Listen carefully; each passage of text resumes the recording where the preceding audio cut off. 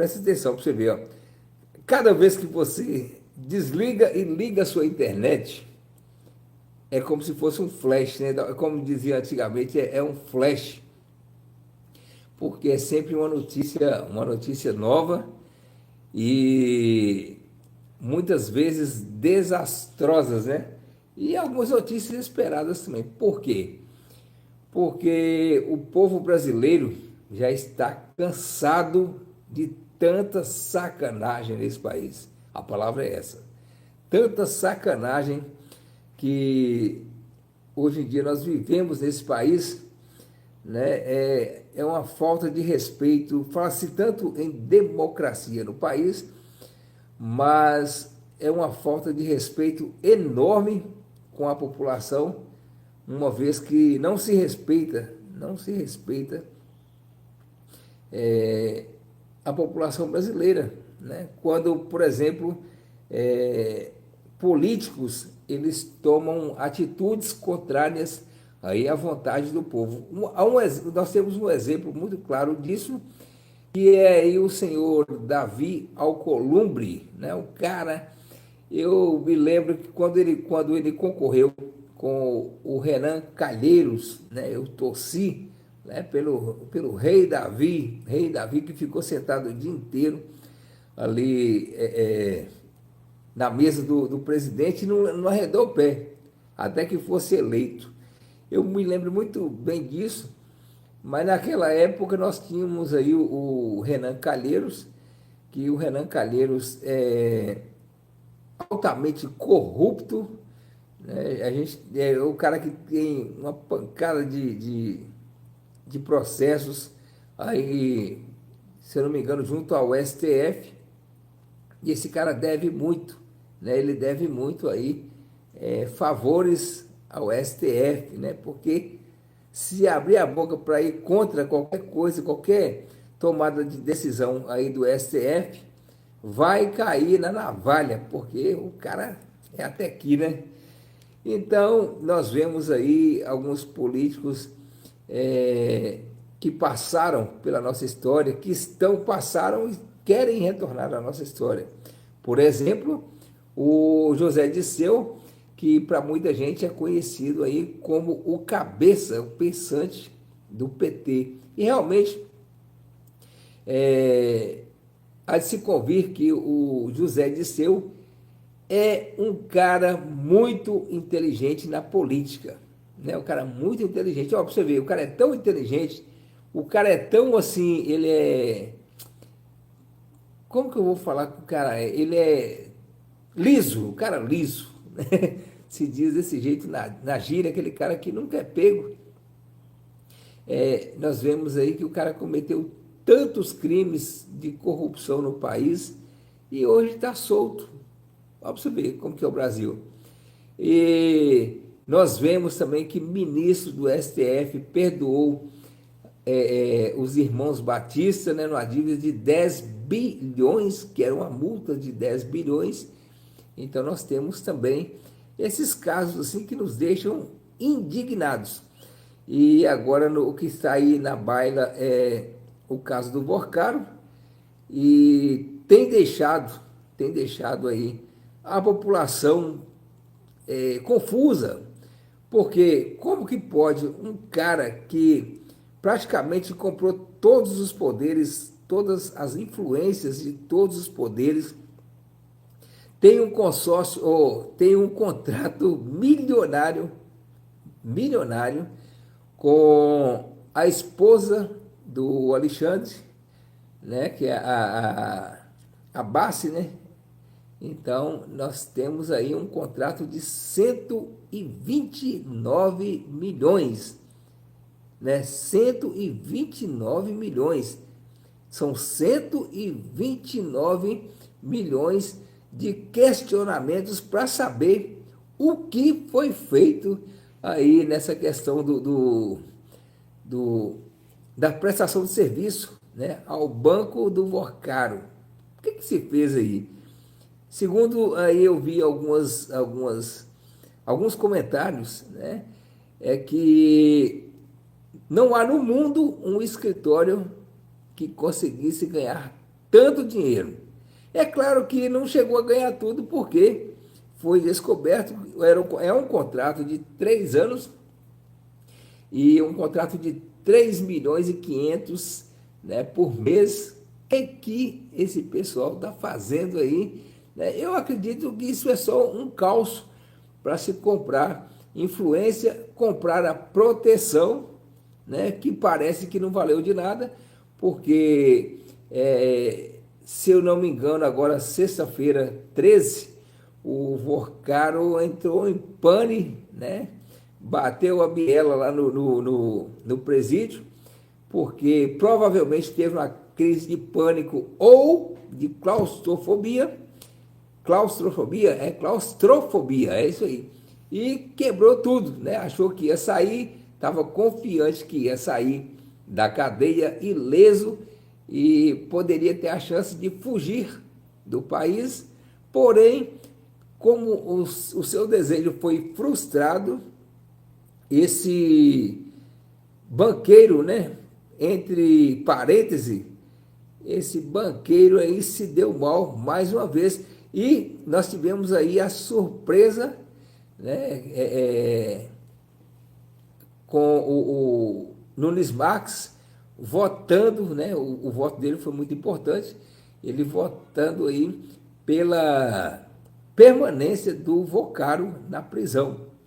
E isso nós temos visto aí que alguns ministros já parece que começaram a entender aí o anseio popular, como é o caso do André Mendonça, que por outras vezes chegou a votar contra a direita em alguns aspectos, né? Mas eu não sei se foi para ganhar confiança, para chegar no ponto que ele chegou de ser o relator aí da fraude do INSS e também aí do Banco Master, né? Então agora ele está fazendo, graças a Deus, está fazendo um belíssimo trabalho ali na segunda turma, e isso pode trazer aí algum tipo de benefício, não para a direita, não vamos colocar assim, não vamos lateralizar as coisas, não pela direita, mas sim pelo povo brasileiro, porque chega de tanta roubalheira nesse país, rapaz. Quando hoje no país a coisa está tão banalizada que quando se fala de milhões, né? Ah, pegou tanto, 1 milhão. Lula gastou 1 milhão com viagem, gastou 1 milhão para ir para os Estados Unidos, gastou 1 milhão para ir para a Rússia, né? Bancar a Janja ali nas compras da Janja. Então a gente já começa a banalizar o dinheiro, né? Porque você vê 1 milhão como se fosse uma coisa comum. A gente ouve todos os dias desfalque de bilhões e isso se naturalizou.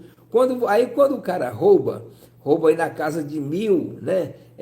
10 mil, 50 mil, 100 mil, o pessoal já não se toca mais, né?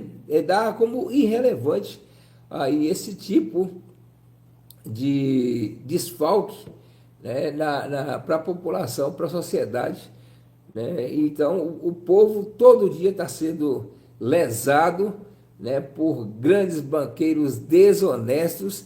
E olha, eu vou te falar uma coisa aqui, se bobear vai aparecer mais banqueiro aí, viu? Se bobear vai aparecer mais banqueiro que está envolvido em falcatruas. Só que eles estão dando agora uma ênfase para o Vorcaro, né, porque o cara está na Berlinda, e o Vorcaro, o cara que conseguiu comprar muita proteção, muita influência, quando ele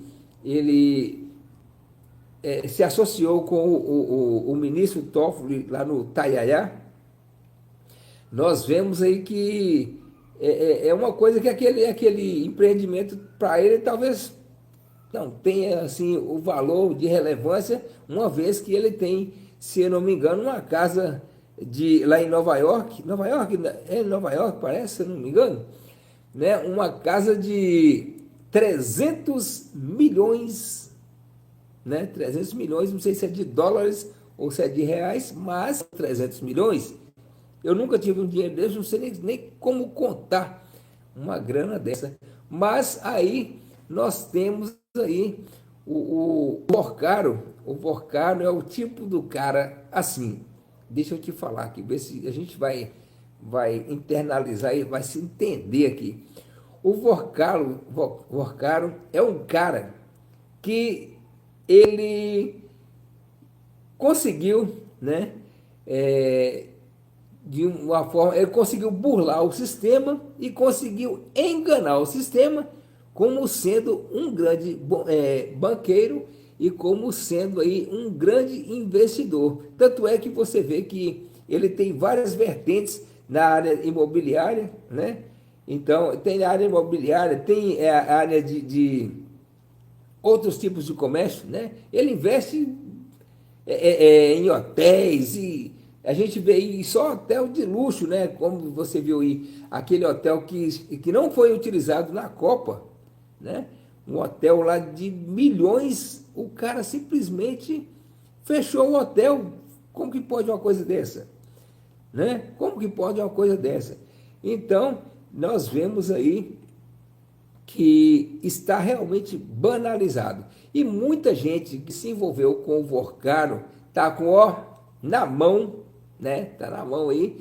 Então, eles estão, de certa forma, blindando, né?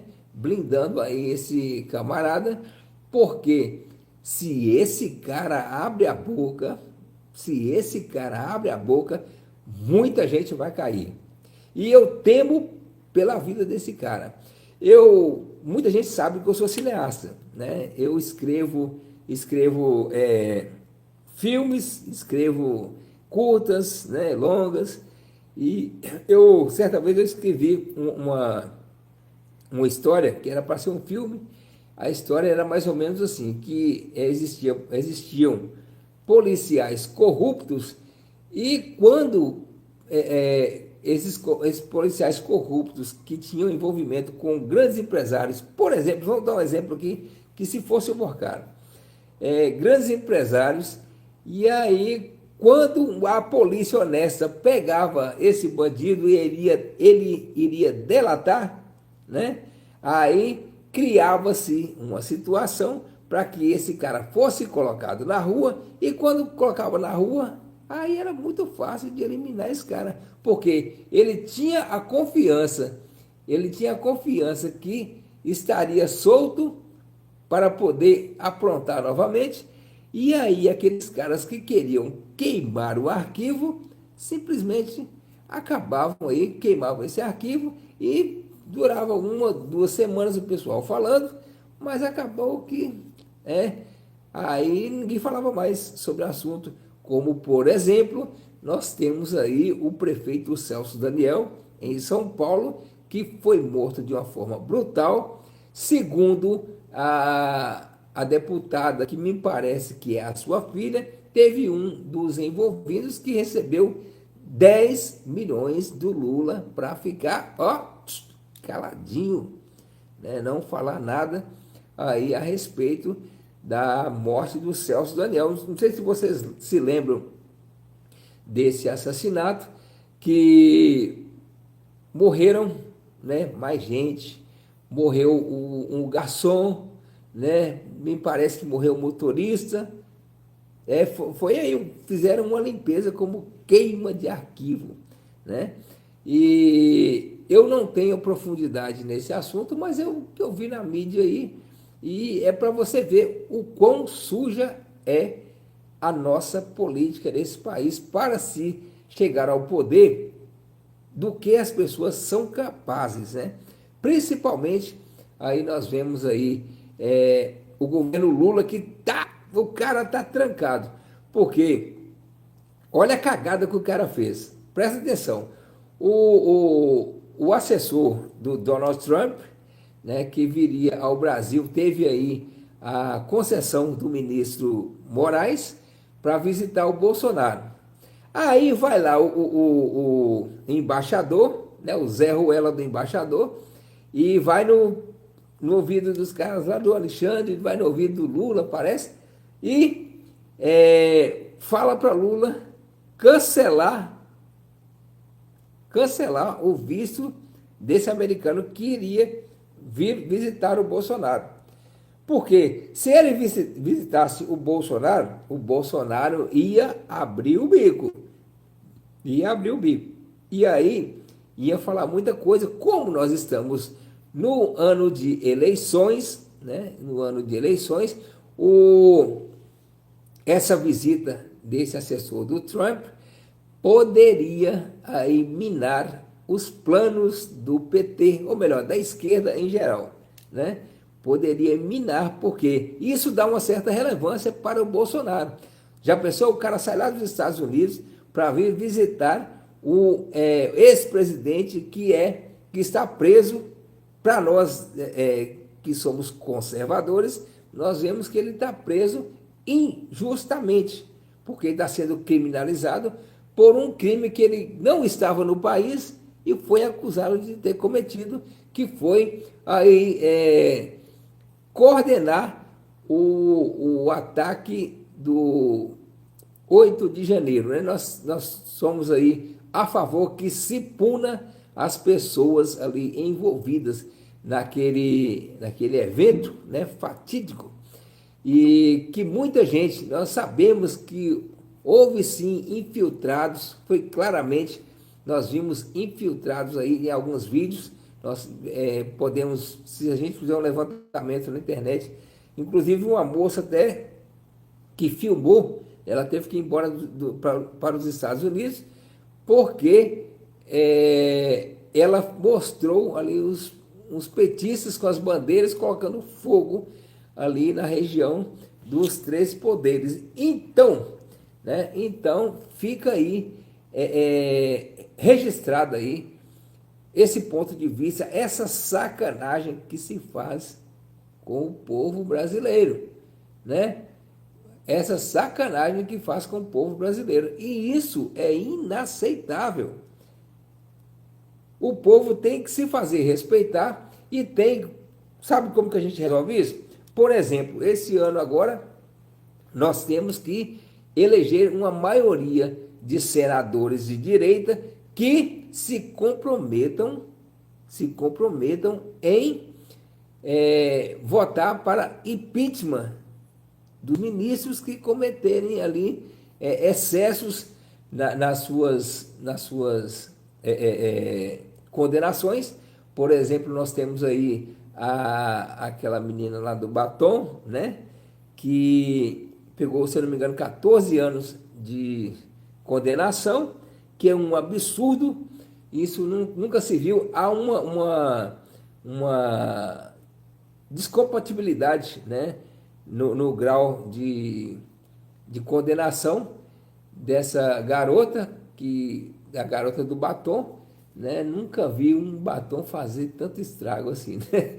Mas aí nós vemos vemos algumas velhinhas que sequer fizeram alguma coisa, sequer velhinha em cadeira de roda, vendedor de algodão doce, entendeu? Aí o que se entende, o que a gente consegue entender nesse tipo de condenação é que quando uma pessoa teria uma atitude de se rebelar contra essas atrocidades cometidas aí pelo judiciário, né, por políticos que estão aí no poder, quando as pessoas pensarem em agir, elas vão pensar duas vezes. Porque o que acontece? Eles vão dizer, pô, se a pessoa escreveu de batom, que lavou com água ali e saiu do monumento lá da Justiça, né, daquela estátua lá da Justiça, e ela pegou 14 anos. Imagina se eu fizer alguma coisa mais relevante aí para tentar resgatar a dignidade, a democracia real do nosso país. O que acontecerá comigo? Né? Então, nós estamos aqui só fazendo um levantamento das coisas que já aconteceram da prisão de Bolsonaro. Por exemplo, eu acredito, e espero, né, que o ministro Alexandre de Moraes coloque o Bolsonaro em regime domiciliar, né? humanizado, porque a situação do Bolsonaro, ela requer muito cuidado, muito cuidado. Imagina você se o Bolsonaro morre no hospital, imagina, né? O Trump já está com a sede em cima do Xandão, né? E o Elon Musk, alguns países no envolto aqui, né, que estão aí agora se consolidando na direita, estão de olho no Brasil, né? O Brasil se colocou numa situação, né, já mudando aqui, eu sou meio TDAH, eu mudo de um assunto para outro, só lembrando, o Lula conseguiu colocar o Brasil numa situação de berlinda. Por quê? Quando ele não reconhece o Comando Vermelho, quando ele não conhece o PCC como terroristas, ele está apontando uma arma para a sua cabeça, para a cabeça do nosso país. Por quê? Os países que estão aí com o Donald Trump no combate à criminalidade, ao tráfico de drogas, vai ver o país do Brasil como um alvo certo, né? E imagine se os países vizinhos começarem a atacar o Brasil, né? Por causa da ingerência do Lula. O Lula vai lá, tira o visto do cara, né? Mas provavelmente, acredito também que sim, o Marco Rubio, né, deve vir ao Brasil, né? Oxalá se ele também não tiver o seu visto suspenso, né, e não poder também entrar no Brasil. O Donald Trump levantou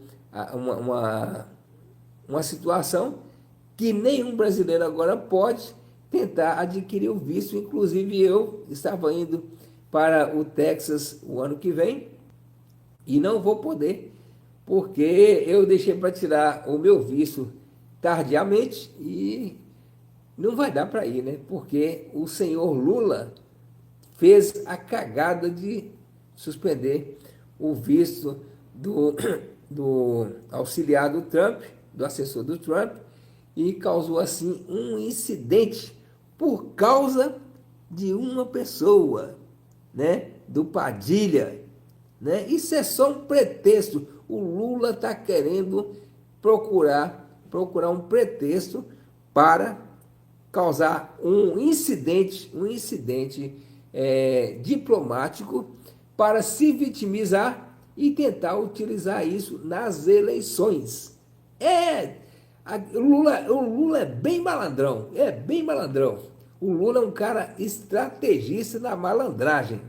Eu conheço o Lula não é de hoje, não. Eu conheço o Lula lá de quando ele começou o PT, ele e a Sandra Starling, eu lembro, né, lá nos anos 80, eu lembro disso muito bem, e todo mundo achava que o PT ia arrebentar no país, ia mudar esse país para melhor. A princípio, o PT, né, tinha boas ideias para o país, tanto é que a Sandra Starling, com o tempo, ela viu que o Lula era aquele cara que ficava na porta das fábricas, ele dizia que negociava para os operários e sempre tinha a sua vantagem ali, né? Sempre os melhores lugares, as vantagens o Lula sempre teve. O Lula sempre teve as suas vantagens. E o Lula, na verdade, para mim, nunca trabalhou na vida. Aquele dedo que ele conta várias histórias, né? Que ele perdeu o dedo de tal forma, perdeu o dedo, companheiro, perdeu o dedo. Que cortou, foi peixe que comeu, foi caranguejo que comeu o dedo, foi uma máquina que cortou o dedo dele, quando ele estava na fábrica. Mas aí o cara é cheio de historiazinha, e o cara falou que no Brasil tinha 25 milhões de crianças nas ruas, passando fome, mas eram números aí que ele inventava, ia inventando número, né, só para impressionar lá fora, e falando mal do país. Que cara é esse? Que homem é esse? Mas nós estamos aqui na expectativa que nós vamos sim ter uma melhora nesse país agora no ano de 2026. E preste atenção nas minhas palavras.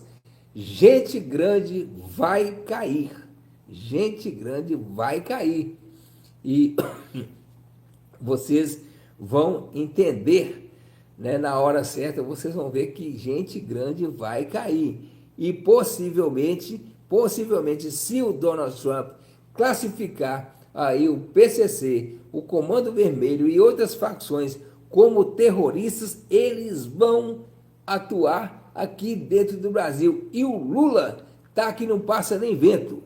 Não passa nem vento nem no Lula, né? Então, se você gostou dessa live, né? Eu sei que você vai ver depois como um vídeo, né? Deixa seu like aí, deixa aí, distribua esse vídeo aí, porque são comentários assim, não com profundidade, né? A gente fez aqui um balanço de tudo que a gente tem visto aí. Cada vez que você, como eu já disse, cada vez que você liga o seu celular, você é como um flash, tem uma notícia nova. Toda hora tem uma notícia nova, toda hora. Eu nunca vi. Isso aqui tá melhor que Netflix. Tá melhor do que qualquer HBO. Não, quem é HBO? Quem é Netflix? O Brasil tá aí demais nessa situação em que nós encontramos nesse ano de 2026. Muita coisa vai acontecer. Muita reviravolta, né? Você vai ver, é o plot twist, né? Que essa aí é a nova gíria, plot twist, vai acontecer aí nesse ano de 2026 e talvez o Lula nem se candidate quando ele vir que o Flávio Bolsonaro começa a crescer e pode até ganhar no primeiro turno. Pode até ganhar no primeiro turno. Então, nós vamos ver essa situação, né? Vamos torcer para que as coisas deem certo. Vamos torcer, né, para que os ministros, né, voltem a ser ministros mesmo, aí trabalhando junto à lei, né, dentro da Constituição, porque a gente espera que tenhamos uma corte que possamos confiar, né? Anteriormente a gente confiava na corte do nosso país. E a gente espera que o Alexandre de Moraes, o Toffoli, eles reavaliem aí algumas atitudes deles, né? O Gonê, né, que é o sósia do Cocada, parece o Cocada demais. Alguém lembra do Cocada aí? Que assim, aquele cara da gravata? Parece demais. Mas é só uma brincadeira que a gente está fazendo, mas a gente espera sim que o Brasil se torne um país de primeiro mundo e que tenhamos muita prosperidade. Esse povo todo que recebe aí os Bolsas Família, que estão aí incluídos de acordo lá com o IBGE, né? E, graças a Deus tiraram lá o cara do IBGE, né, que supostamente estava falsificando dados. Isso deverá ser apurado e, se for apurado, eu acredito que realmente isso estava acontecendo, mas nós só podemos provar depois de uma investigação, né? Então é melhor a gente esperar para depois a gente poder comemorar, tá bom? Ó, fiquem com Deus, espero tê-los aqui em uma nova live para a gente falar de vários assuntos. Se você quiser aí bater um papo com a gente, nós estaremos aqui para trocar aquela ideia com você, porque eu amo conversar com o povo. Eu amo conversar com o povo. Eu trabalhei em rádio, TV, e aí a gente acaba gostando, amando o povo, né, que se confraterniza, né, que troca uma ideia legal com a gente aqui, para que a gente cresça a cada dia. Eu sou Aderson Prats. Se você não é inscrito em nosso canal, inscreva-se, acione o sininho, deixe seu like, seu comentário e compartilhe também, né, para que essa live chegue a muita gente que não pôde assistir agora, né? Mas isso aí vai ficar como vídeo. Mas é isso aí, que Deus nos abençoe. Até uma próxima vez. Tchau!